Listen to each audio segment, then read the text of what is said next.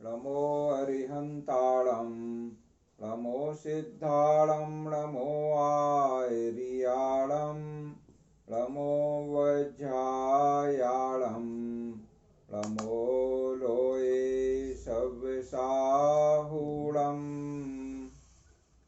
ग्रहों की दृष्टि की हम बात कर रहे हैं, जिसे हम दृग बल बोलते हैं। दृग माने दृष्टि। तो दृष्टि का बल जैसे पाप ग्रह है या शुभ ग्रह है, कौन है, उसके अनुसार अंतर आता है।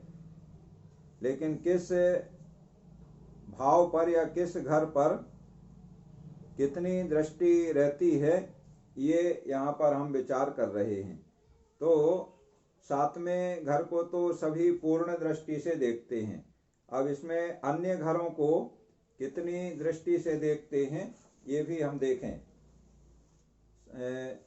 7वें के अलावा कुछ विशेष नियम हैं मंगल ग्रह के लिए, गुरु ग्रह के लिए और शनि ग्रह के लिए। इन 3 ग्रहों के लिए विशेष नियम हैं।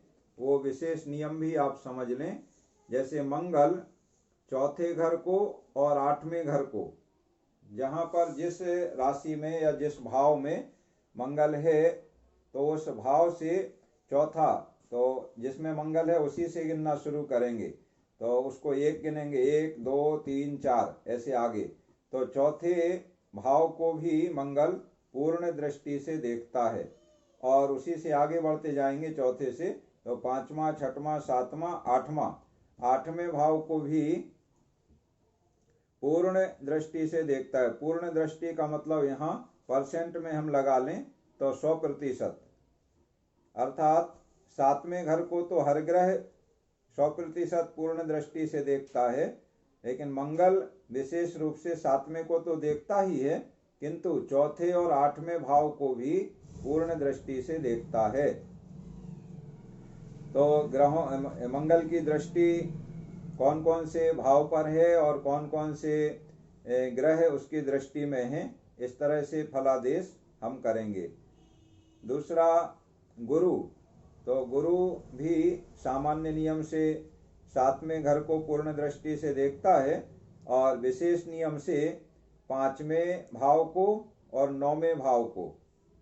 देखो, मंगल 4थे और 8वें, उससे 1 बढ़ा दें तो गुरु हो जाएगा। तो गुरु का क्या हो गया, 5वें भाव को और 9वें भाव को। 5 9, ये 1 5 9 त्रिकोण भी कहलाते हैं जन्म पत्रिका में। इससे भी याद रखेंगे। याद रखने के तरीके आप 2-3 बार 4 बार उसको पढ़ेंगे, सुनेंगे तो ऐसे याद हो जाएगा और फिर सबसे ज़्यादा याद होगा आपको उपयोग करने से। इसलिए हम आपको हर बार ये बात कहते हैं कि आप अपनी जन्म पत्रिका, अपने मित्रों की जन्म पत्रिका बनाएं और उसे देखें। उसे देखने से क्या होगा कि आपका अपने जीवन में क्या घटित हो रहा है या मित्र के जीवन में क्या घटित हो रहा है, उसका आपको ज्ञान है। अच्छा बुरा जो भी हो रहा है, तो जैसा हो रहा है वैसा ही फलादेश आ रहा है या उससे भिन्न अलग कुछ आ रहा है, ये चीज़ आपको अनुभव में आती जाएगी। तो अगर वैसा ही हो रहा है, इसका मतलब आपकी गाड़ी सही दिशा में जा रही है, आप ठीक ठीक कर रहे हैं। और अगर वैसा नहीं हो रहा है तो फिर आपने कहीं चूक की है।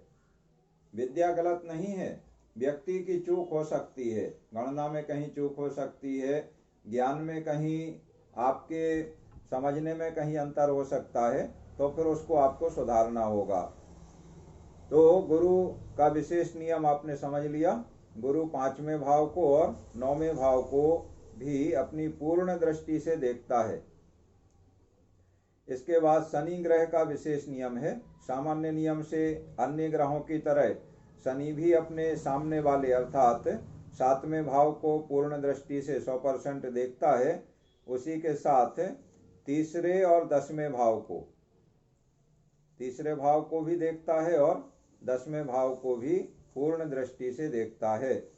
इन 3 ग्रहों में ही ये विशेष नियम है और बाकी सामान्य नियम सभी के लिए है। सभी ग्रह अपने सामने वाले घर को अर्थात 7वें भाव को पूर्ण दृष्टि से देखते हैं।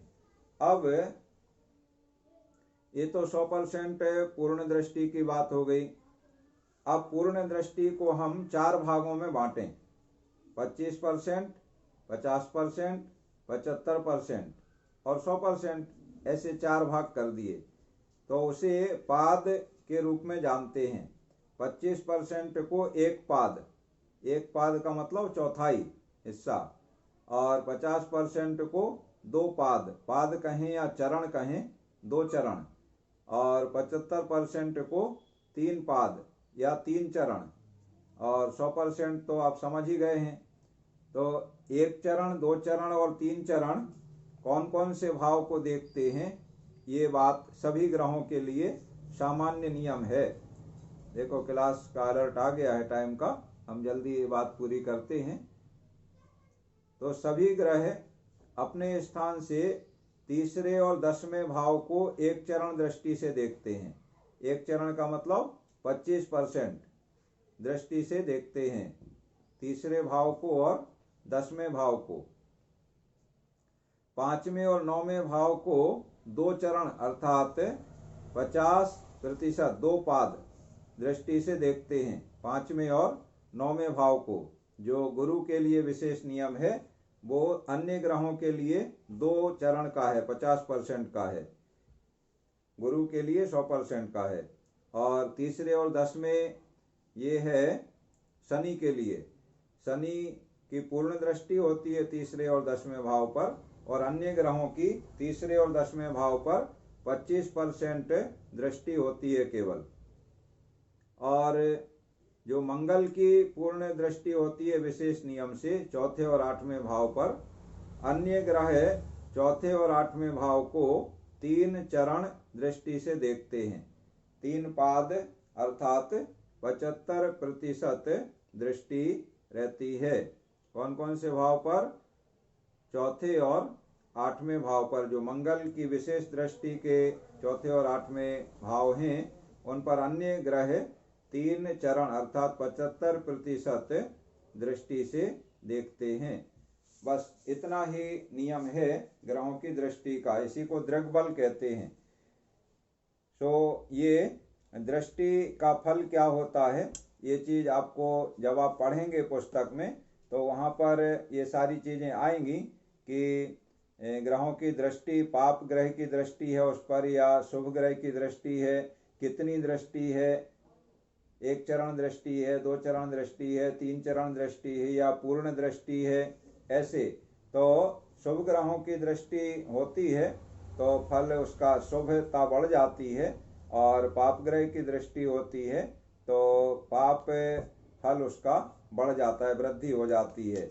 इस प्रकार से बल की वृद्धि या हीनता दृष्टि से भी आती है, शुभ ग्रहों की दृष्टि से, पाप ग्रहों की दृष्टि से, और पूर्ण या कितनी दृष्टि है उसके अनुसार फल में अंतर आता है।